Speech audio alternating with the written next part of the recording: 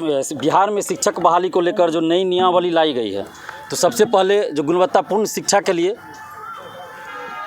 तो टाइम लग जाएगा ना फिर सब, क्योंकि सुप्रीम कोर्ट में केस चल रहा है। जो बीएड पास है उनको अलाउ किया जाएगा या नहीं, अभी तक है कि डीएलएड वाले ही 1 to 5 में जा सकते।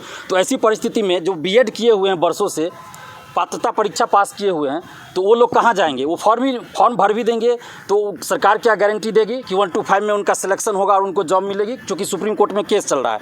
तो 6 to 8 का जितना भी सीट खाली है, सरकार से हम ये मांग कर रहे हैं कि सबसे पहले आप 6 to 8 की जितनी रिक्तियाँ हैं उन सब पे वैकेंसी निकालिए, क्योंकि सबसे ज़्यादा अभ्यर्थी इसी में है।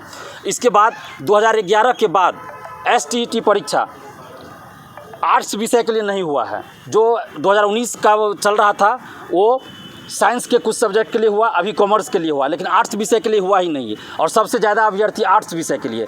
तो फिर आप वैकेंसी तो निकाल दिए, 1,70,000 दिखा दिए, उसमें भी नियोजित शिक्षक भी भरेंगे, तो फिर ये जो पूरा सीट है वो भरेगा ही नहीं, खाली रह जाएगा इसमें सीट। क्योंकि अब जितना अभ्यर्थी पास कर चुके हैं पात्रता परीक्षा, आप उससे ज़्यादा रिक्ति है बिहार में, लेकिन लोग फॉर्म नहीं भर सकते क्योंकि उस विषय के लिए STET हुआ ही नहीं, और सीटेट जो पास है वो 11-12 के लिए अप्लाई ही नहीं कर सकते हैं।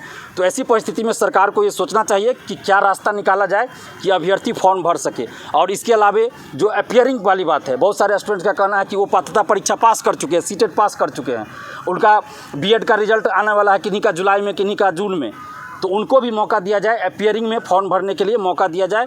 ये हम लोग की मांग है, और इसीलिए हम आज प्रेस कॉन्फ्रेंस बुलाए हैं। तो सरकार से हम यही मांग कर रहे हैं कि आप इस पे ध्यान दीजिए और ज़्यादा से ज़्यादा अभ्यर्थियों को मौका मिले शिक्षक बहाली में। चूँकि हर साल तो शिक्षक बहाली आती नहीं है, तो इसलिए आप ऐसा रास्ता निकालिए कि ज़्यादा से ज़्यादा शिक्षक अभ्यर्थी फॉर्म भर सके और गुणवत्तापूर्ण शिक्षा के लिए अग्रसर हो सके, शिक्षा विभाग भी अग्रसर हो सके, बिहार सरकार अग्रसर हो सके, और शिक्षक भी हो सके। और एक और पॉइंट है कि नियोजित शिक्षक जो 4 लाख है लगभग, और जो नए अभ्यर्थी शिक्षक अभ्यर्थी, दोनों को आप एक साथ परीक्षा ले रहे हैं, जो कि कहीं से उचित नहीं है। आपको दोनों का अलग अलग परीक्षा लेना चाहिए। अगर नियोजित शिक्षक को आपको लेना है परीक्षा, राज्यकर्मी का दर्जा देने के लिए आप कह रहे हैं, हम तो मांग कर रहे हैं कि आप बिना शर्त नियोजित शिक्षक को राज्यकर्मी का दर्जा दीजिए, क्योंकि उनकी भी नियुक्ति नीतीश कुमार जी के मुख्यमंत्री काल में ही हुआ है, किसी और के काल में नहीं हुआ है। तो आप उनको बिना शर्त राज्यकर्मी का दर्जा दीजिए, और उसके बाद आप डिपार्टमेंटल परीक्षा लीजिए, या BPSC से ही लेना है तो उनका अलग से परीक्षा लीजिए नियोजित शिक्षक का। आप फ्रेश जो ले रहे हैं, जो नए अभ्यर्थी है शिक्षक अभ्यर्थी, उनके साथ उनको मत मिलाइए, अलग अलग एग्जाम लीजिए।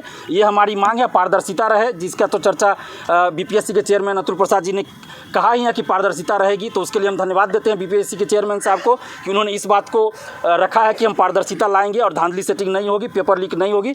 तो इसके लिए हम धन्यवाद देते हैं अतुल प्रसाद जी को। साथ ही नीतीश कुमार जी से ये मांग कर रहे हैं, तेजस्वी यादव जी से मांग कर रहे हैं, जब आप बिहार में 10 लाख 20 लाख नौकरी की बात कर रहे हैं, तो आप इस तरह की वैकेंसी निकाल रहे हैं जिसमें कि अभ्यर्थी फॉर्म ही नहीं भर पाएंगे, तो आधा से ज़्यादा सीट तो खाली रह जाएगा, तो फिर नौकरी किन को मिलेगी? तो इसलिए आप इस पर ध्यान दीजिए। 6 to 8 का आप जितना भी रिक्ति है उस पर वैकेंसी निकालिए, नियोजित शिक्षक के लिए अलग, और फ्रेश जो अभ्यर्थी हैं शिक्षक अभ्यर्थी उनके लिए अलग एग्जाम लीजिए।